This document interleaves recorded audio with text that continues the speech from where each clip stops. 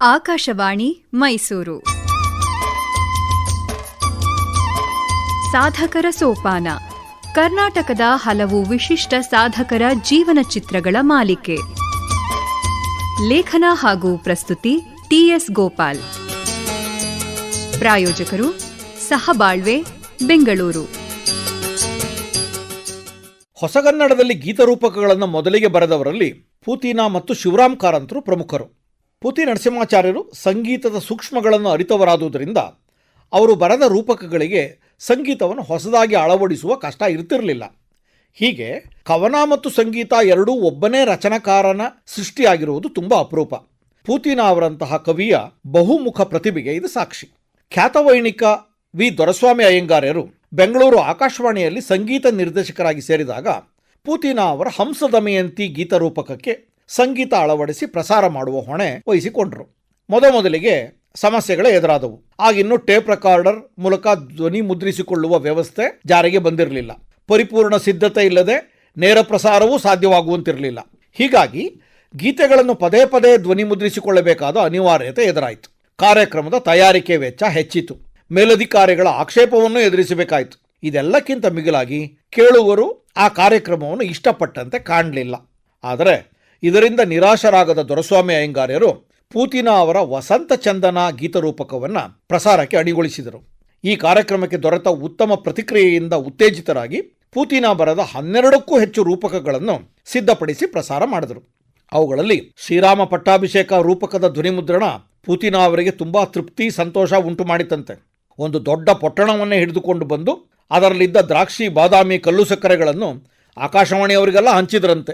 ಪೂತಿನಾರವರ ಗೀತರೂಪಕಗಳ ಜನಪ್ರಿಯತೆಗೆ ದೊರೆಸ್ವಾಮಿ ಅಯ್ಯಂಗಾರ್ಯರ ಪ್ರಯತ್ನ ಮತ್ತು ಆಕಾಶವಾಣಿಯ ಕೊಡುಗೆಯೂ ಗಮನೀಯವಾಗಿದೆ.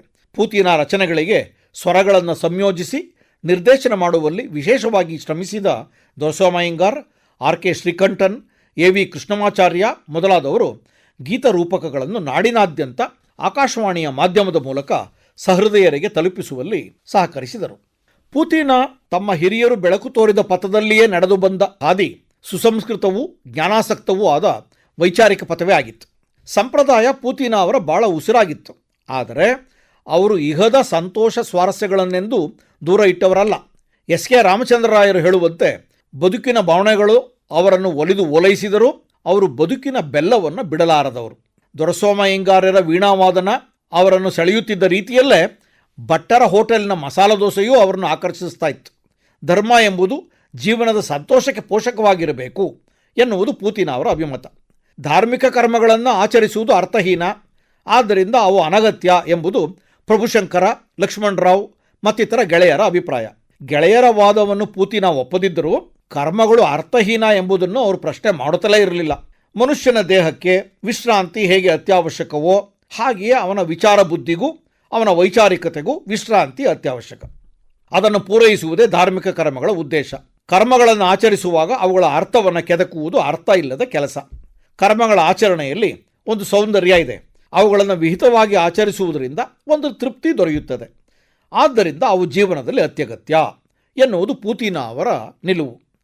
ಟಿ ವಿ ವೆಂಕಟಾಚಲ ಶಾಸ್ತ್ರಿಯವರು ಕಂಡಂತೆ ಪೂತಿನ ಅವರು ರಸಜ್ಞರು, ರಸಿಕರು, ಉದಾತ್ತ ಚಿಂತನೆಯ ನೆಲೆಗಳಲ್ಲಿ ವಿಹರಿಸುತ್ತಾ ಲೌಕಿಕದಲ್ಲಿ ವಿನೋದಿಗಳಾಗಿ ಬಾಳುತ್ತಿದ್ದ ಯೋಗ ಭೋಗ ಸಮನ್ವಯ ಮೂರ್ತಿ.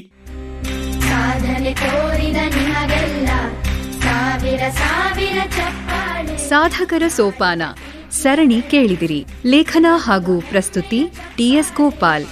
ಪ್ರಾಯೋಜಕರು ಸಹಬಾಳ್ವೆ, ಬೆಂಗಳೂರು. ಬೆಂಗಳೂರಿನ ಸಹಬಾಳ್ವೆ ಸೇವಾ ಸಂಸ್ಥೆ ಗ್ರಾಮೀಣ ಸರ್ಕಾರಿ ಶಾಲೆ ಬಡ ಮಕ್ಕಳಿಗೆ ಉಚಿತವಾಗಿ ಮೌಲ್ಯಾಧಾರಿತ ಸಮಗ್ರ ಶಿಕ್ಷಣವನ್ನು ನೀಡುತ್ತಿದೆ. 2015ರಲ್ಲಿ ಎಸ್ ರಾಘವೇಂದ್ರ ಪ್ರಸಾದ್ ಅವರು ಸ್ಥಾಪಿಸಿದ ಸಹಬಾಳ್ವೆ ವಿವಿಧ ಜಿಲ್ಲೆಗಳಲ್ಲಿ ಜ್ಞಾನಯಜ್ಞ ಶೈಕ್ಷಣಿಕ ಕಾರ್ಯಕ್ರಮ ನಡೆಸುತ್ತಿದ್ದು, ಇದೀಗ ಮಧುಗಿರಿಯ ದೊಡ್ಡದಾಳವಟ್ಟ ಗ್ರಾಮದಲ್ಲೂ ಗುರುಕುಲವನ್ನು ಆರಂಭಿಸಿದೆ. ವಾರಾಂತ್ಯದ ಭೋಜನ ಸೇರಿದಂತೆ ಗ್ರಾಮೀಣ ಮಕ್ಕಳಿಗೆ ಶೈಕ್ಷಣಿಕ ಸೌಲಭ್ಯವನ್ನು ಒದಗಿಸುತ್ತಿರುವ ಸಹಬಾಳ್ವೆಯೊಡನೆ ಕೈಜೋಡಿಸಲು ಸಂಪರ್ಕಿಸಿ 9919963226. ಸಹಬಾಳ್ವೆ, ಬೆಂಗಳೂರು. ಈ ಕಾರ್ಯಕ್ರಮ ಆಕಾಶವಾಣಿ ಮೈಸೂರು ಕೇಂದ್ರದಿಂದ ಮೂಡಿಬಂತು.